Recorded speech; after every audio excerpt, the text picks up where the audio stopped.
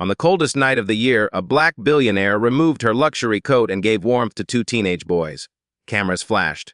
Headlines celebrated her generosity. But hours later, she received a photograph from her childhood and realized those boys weren't strangers. They were the sons of a woman she once promised to protect, a woman whose home had been demolished by her own company. And this time, the cold wasn't outside. It was personal. Downtown Chicago was locked in a brutal January cold front, the kind that turned breath into visible fog and pushed pedestrians to walk faster without realizing it. Wind tunneled between high-rise buildings, cutting through layers of fabric and patience alike. Outside a luxury hotel hosting one of the city's most exclusive charity galas, cameras waited for Naomi Carrington. As the founder of Carrington Dynamics, a billion-dollar AI logistics company, she was accustomed to public exits being documented as carefully as her quarterly earnings. She stepped through the revolving doors in a tailored ivory wool coat, diamond studs catching flashes of light, posture composed and unhurried.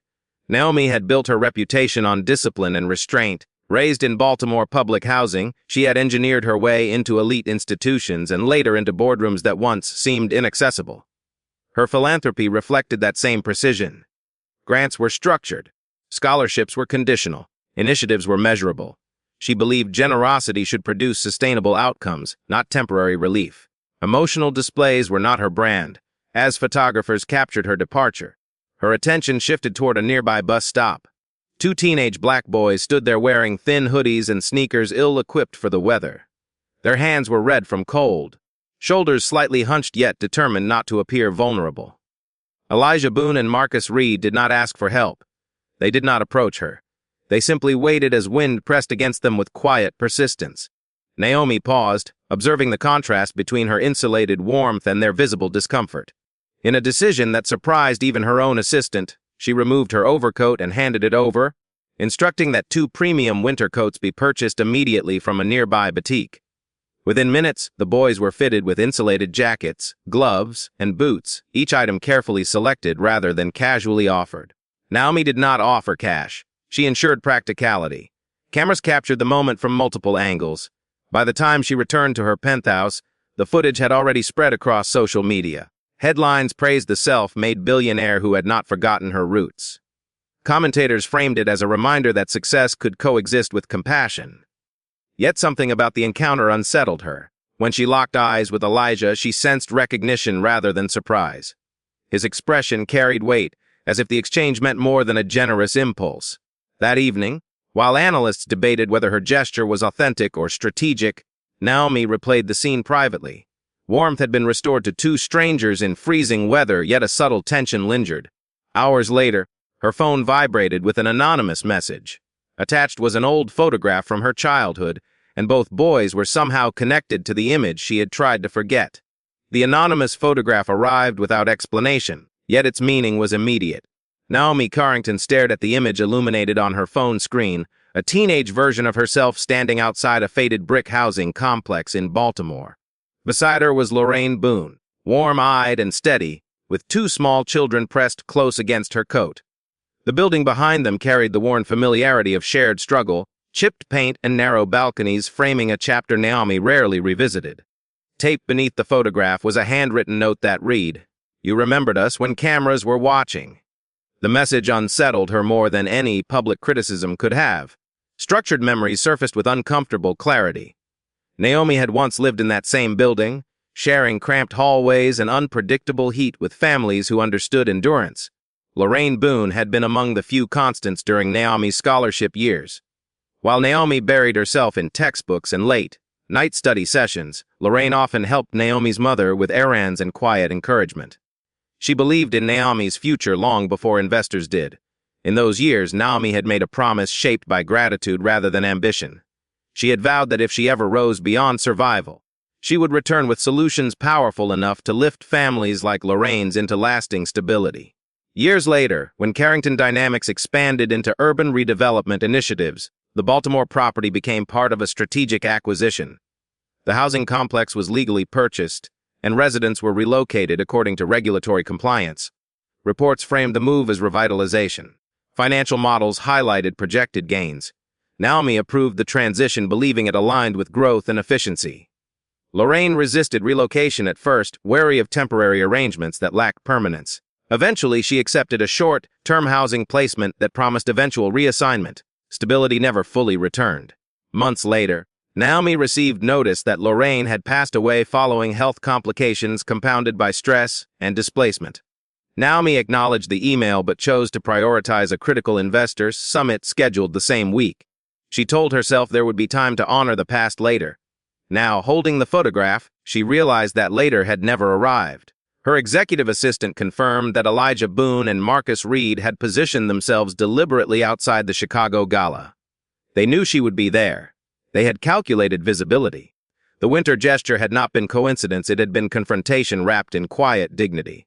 Elijah was Lorraine's son and Marcus her nephew. Their presence reframed the viral moment as something deeper than generosity.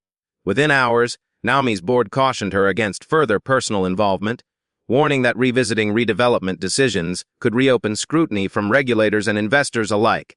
The tension between public kindness and private accountability sharpened. As social media continued celebrating the Coates, a new video appeared online. In it, Elijah calmly thanked Naomi for remembering them, while referencing promises that still waited to be fulfilled. The video appeared online without dramatic music or editing, filmed against a plain brick wall with winter light fading behind it. Elijah Boone stood centered in the frame wearing the insulated coat Naomi Carrington had given him only days earlier. His voice remained steady and measured as he thanked her for the warmth during Chicago's coldest night of the year. He acknowledged her kindness without exaggeration, then gently redirected the focus.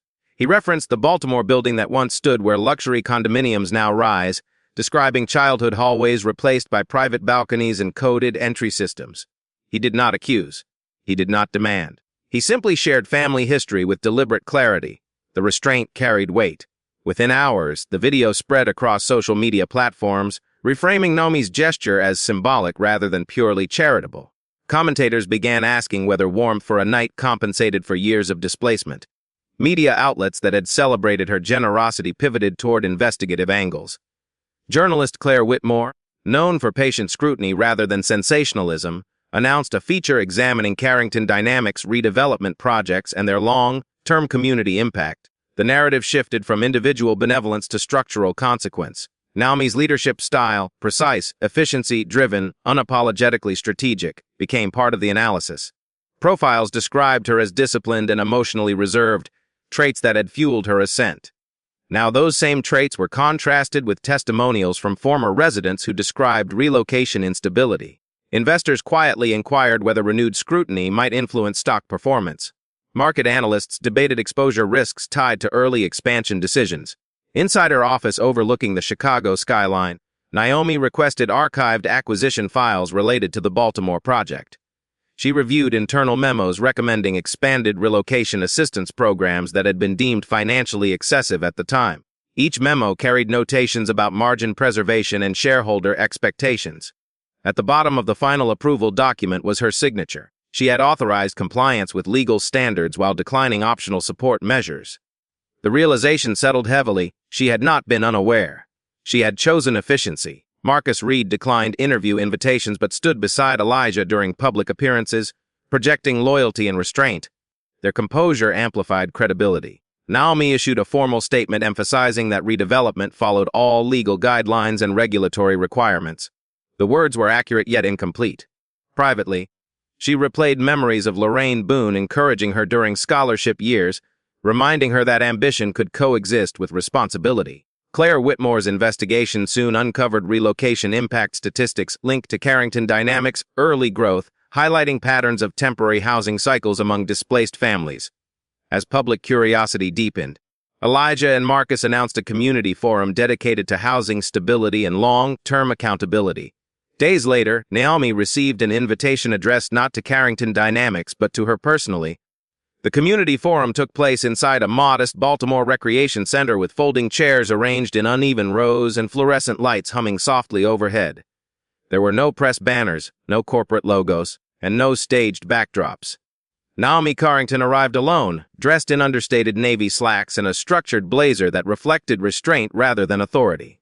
She chose a seat among the attendees rather than at the front, signaling that she had not come to control the narrative. The room carried a quiet expectancy, the kind that forms when unresolved history gathers in one place. Elijah Boone stood before a simple projector screen and presented documented relocation outcomes tied to the redevelopment of the former housing complex. Charts displayed timelines of temporary housing transitions, rising rent burdens, and patterns of instability affecting dozens of families. His tone remained calm, anchored in data rather than accusation. Marcus Reed followed by outlining how repeated relocations disrupted employment, education continuity, and long-term financial recovery. He emphasized that the issue extended beyond one building. It reflected a system where compliance often replaced compassion. Neither young man requested financial restitution. They asked for acknowledgement of structural blind spots and commitment to sustainable reform. Former residents spoke one by one, recounting the emotional toll of displacement and the uncertainty that followed. Naomi listened without interruption, absorbing details she once encountered only as percentages and performance metrics. The human weight behind each statistic shifted her understanding. The coats she had given Elijah and Marcus addressed a single winter night. They did not address years of housing insecurity. The realization settled heavily. Lorraine Boone's unwavering belief in Naomi's potential resurfaced in her memory, along with the promise Naomi had once made to elevate families like hers. Claire Whitmore sat quietly near the back, observing without drawing attention. She took notes but did not interject, allowing the conversation to unfold organically. The forum concluded without confrontation, without raised voices, and without spectacle. Naomi stood briefly at the end, expressing gratitude for the transparency shared. Her voice remained steady, though her expression carried visible reflection. That evening, back in her Chicago office overlooking the illuminated skyline, Naomi ordered a comprehensive internal audit of past redevelopment transitions, focusing specifically on relocation assistance frameworks. Legal counsel cautioned that reopening these cases could expose the company to financial liability and regulatory review. Naomi acknowledged the risk. For years, she had equated legal compliance with ethical sufficiency. Now she recognized that adherence to minimum standards had allowed optional safeguards to remain unused. As the first wave of audit findings began to populate her secure dashboard, Naomi noticed clauses embedded in early contracts that permitted minimal support once statutory requirements were met. The language was precise, protective, and profitable. It also confirmed that the system had been designed to do only what was required and nothing more. The internal audit confirmed what Naomi Carrington had begun to suspect, but had never fully confronted. Carrington Dynamics had operated within legal boundaries during its early redevelopment projects, yet relocation packages were structured to meet minimum statutory requirements rather than long-term stability goals. Internal correspondence revealed a consistent priority: accelerate timelines, preserve investor confidence, and maintain competitive expansion. None of the decisions violated policy. They simply reflected calculated efficiency. Naomi recognized that her reckoning was moral rather than legal, rooted in choices that favored growth over generosity. As findings quietly circulated among senior executives, media commentary intensified around a phrase gaining traction: online delayed karma. Analysts debated whether the viral coat gesture had inadvertently reopened a narrative about displacement and corporate responsibility. Elijah Boone appeared in a follow-up video wearing the same insulated jacket and clarified that karma was not revenge. He described it as responsibility arriving later than expected. His tone remained composed, refusing hostility while demanding accountability. The calm framing resonated more powerfully than accusation. One evening, Naomi received archived footage from a former Baltimore school assembly. In the recording, Lorraine Boone stood at a podium introducing a scholarship recipient named Naomi Carrington. Lorraine spoke with pride about Naomi's ambition and resilience, describing her as proof that opportunity could transform circumstance. Watching the grainy video in her dimly lit office, Naomi felt the weight of unconditional belief. Lorraine had championed her future without expecting repayment. The realization sharpened her awareness that gratitude without structural follow-through was incomplete. Board members convened urgently, advising Naomi to distance herself from Elijah and Marcus to protect corporate valuation. They argued that sustained engagement could amplify scrutiny and erode shareholder confidence. Naomi listened but chose a different course. Instead of retreating, she scheduled a press conference, signaling an intention to address systemic blind spots within Carrington Dynamics' expansion strategy. Investors reacted cautiously, monitoring pre-market indicators for signs of volatility. Meanwhile, Marcus Reed organized an online petition advocating comprehensive housing reform, measures tied to redevelopment projects. The initiative attracted thousands of signatures within days, reflecting broader public interest in corporate accountability. Naomi drafted her statement carefully, acknowledging that compliance had not equaled compassion, and that optional safeguards should have been prioritized earlier. She avoided defensiveness, focusing instead on corrective pathways. On the morning of the scheduled announcement, financial dashboards began flashing alerts as stock prices dipped sharply in pre-market trading. Analysts speculated about potential admissions and long-term financial impact. Naomi stood in her office overlooking Chicago's skyline, aware that the cost of acknowledgement might be immediate and measurable. As cameras prepared to broadcast her words nationwide, market volatility intensified, signaling that delayed karma had arrived with tangible consequences. The press conference unfolded under bright national lights, framed by muted backdrops and the steady hum of live broadcast equipment. Naomi Carrington approached the podium without teleprompter prompts beyond her prepared notes, aware that every word would ripple across financial markets and public opinion simultaneously. She began by acknowledging that Carrington Dynamics' early redevelopment strategies lacked long-term safeguards for displaced residents. She did not redirect responsibility toward regulatory frameworks or executive teams. She accepted that the final approvals bore her signature and that efficiency had been prioritized over durability. The admission traveled quickly through news networks and digital feeds. Analysts paused mid-commentary to recalibrate expectations. Naomi continued without defensive tone, outlining a corrective initiative named the Boone Housing Equity Fund. The fund, financed largely through the conversion of her personal shares, would extend relocation assistance beyond statutory minimums and introduce community ownership stakes in future redevelopment projects. The structure emphasized sustained equity rather than transitional relief. By tying reform to her own holdings, Naomi signaled that accountability required measurable sacrifice. Shock rippled through financial markets almost immediately. Trading volumes surged as investors assessed the cost of her commitment. Commentators debated whether voluntary reform would stabilize long-term brand value or erode competitive positioning. Inside the press room, cameras shifted angles to capture reactions. Claire Whitmore, whose investigation had catalyzed public scrutiny, observed with a reserved expression. Her subsequent coverage reframed the narrative from corporate defense to structural transformation, noting that Naomi's acknowledgement introduced precedent rather than denial. Elijah Boone and Marcus Reed stood quietly in attendance, positioned near the side wall without seeking prominence. Their presence carried symbolic weight. The coats that had sparked the public conversation now represented more than generosity. Naomi referenced them directly, explaining that the gesture had not been charity but a reminder. It reminded her that temporary warmth could not replace enduring stability, and that personal history demanded more than viral optics. She concluded by stating that wealth without accountability weakens legacy. The sentence lingered as microphones captured its final cadence. Questions from reporters followed, probing timelines, projected costs, and regulatory implications. Naomi answered with measured clarity, reinforcing that reform would proceed regardless of market volatility. Within hours, Carrington Dynamics board convened an emergency session. Investor representatives requested a comprehensive leadership review to assess strategic direction under heightened scrutiny. While public opinion appeared cautiously receptive, internal governance pressures intensified. Naomi returned to her office after the broadcast, aware that confession had shifted both narrative and risk. As the board prepared to vote on her leadership status, she understood that commitment often required relinquishing control before earning trust. The board's decision was announced before markets closed. Naomi Carrington would step down temporarily as CEO pending structural restructuring and external review. The statement framed the transition as strategic stabilization, yet its implications were unmistakable. Financial analysts projected slowed expansion and recalibrated growth forecasts. Commentators debated whether her reform initiative signaled visionary leadership or costly idealism. Naomi absorbed the headlines with composure. Public criticism intensified, but beneath it she felt an unfamiliar steadiness. For the first time, she was not defending valuation, she was defending alignment between her past and present. Carrington Dynamics appointed an interim executive to reassure investors. Meanwhile, the Boone Housing Equity Fund moved forward under independent governance. Elijah Boone and Marcus Reed accepted advisory roles within the fund's oversight council, contributing community perspective without spectacle.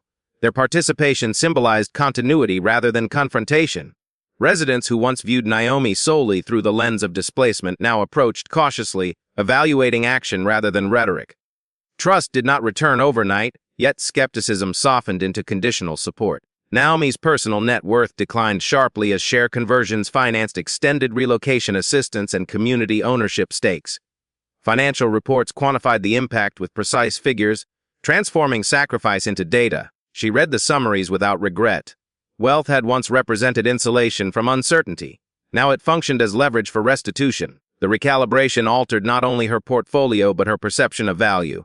One evening, she returned quietly to Baltimore and stood beneath the illuminated balconies of the high-rise towers that replaced Lorraine Boone's former apartment building. The structure gleamed with polished glass and controlled entry systems, architectural proof of profitable redevelopment. Standing at street level, Naomi confronted the layered meaning of progress. Success had once meant escape from environments like this, a departure from vulnerability into permanence. Yet beneath those balconies lay the memory of shared hallways and promises made without cameras present. The contrast no longer felt triumphant, it felt instructive. Resistance emerged from rival developers who petitioned zoning authorities to challenge expanded affordable housing allocations tied to the Boone Fund. They argued that additional safeguards could distort market equilibrium. Naomi responded strategically, leveraging remaining influence and long-standing professional networks to secure necessary approvals. Her approach remained measured, avoiding spectacle while reinforcing structural commitments. Despite voluntary reforms, federal regulators initiated a comprehensive review of Carrington Dynamics' past redevelopment transitions to evaluate compliance and corrective measures. The inquiry signaled that acknowledgement did not exempt the company from scrutiny. As documentation requests multiplied and timelines tightened, Naomi understood that accountability carried layered consequences. Standing at the intersection of reform and investigation, she recognized that delayed karma was not a single moment, but an unfolding process whose final outcome remained uncertain. The federal review concluded months later with a formal report that imposed financial fines while acknowledging Carrington Dynamics' voluntary corrective measures. Regulators cited deficiencies in long-term relocation safeguards but also recognized the structural reforms initiated through the Boone Housing Equity Fund. The outcome did not erase the past, yet it affirmed that accountability had been met with measurable action. For Naomi Carrington, the resolution felt neither triumphant nor devastating. It felt instructive. Construction began on the first mixed-income housing development governed under the fund's legally binding protections. Contracts included extended relocation guarantees, capped rent transitions, and community ownership provisions designed to prevent the instability that once followed displacement. At the center of the development stood a modest brick building named the Lorraine Boone Community Center. The name was chosen without branding influence, honoring a woman whose belief had outlasted corporate ambition. Naomi attended the planning sessions but declined offers from select board members to reassume full corporate control. She chose instead to focus on long-term governance reform, believing that sustainable systems mattered more than executive titles. Elijah Boone dedicated his time to mentoring local students in financial literacy programs funded through the initiative, emphasizing asset building and long-term planning. Marcus Reed coordinated outreach operations, ensuring residents understood their rights and opportunities within the new housing structure. Their roles evolved from symbolic catalysts to active stewards of reform. The coats that once sparked public conversation faded into memory as structural change took precedence. On a cold winter afternoon, Naomi attended the ribbon-cutting ceremony quietly, positioned near the back without press coordination. Children ran across newly constructed courtyards bundled in warm coats, laughter echoing against brick facades designed for durability rather than spectacle. The air carried the familiar sting of winter, yet the scene felt different from that night outside the Chicago Gala. Warmth now extended beyond fabric, it lived in policy ownership and shared oversight. Standing at a distance, Naomi reflected on the journey from viral generosity to sustained accountability. Delayed karma had not dismantled her achievements, but it had reshaped their meaning. Wealth had once symbolized insulation from hardship. Now it represented responsibility measured by impact rather than valuation. She understood that the coats had never been the story. They were the beginning of an examination she could no longer postpone. As snowfall began to settle lightly across the courtyard, Naomi noticed a child standing at its edge, holding what appeared to be an old photograph. The image was too distant to decipher, yet its presence carried quiet significance. The cycle of memory and accountability was not closed. It was continuing, waiting to see what she would choose next. If this story made you pause and reflect, Don't let the conversation end here. Stories about power, responsibility, and second chances deserve to be carried forward, not forgotten. Share this with someone who believes success should mean more than just wealth, and stay connected for more narratives that challenge what legacy truly looks like. And before you go, consider this carefully. If your success accidentally hurt the very people who once believed in you, would you protect what you built, or would you risk losing it to make things right?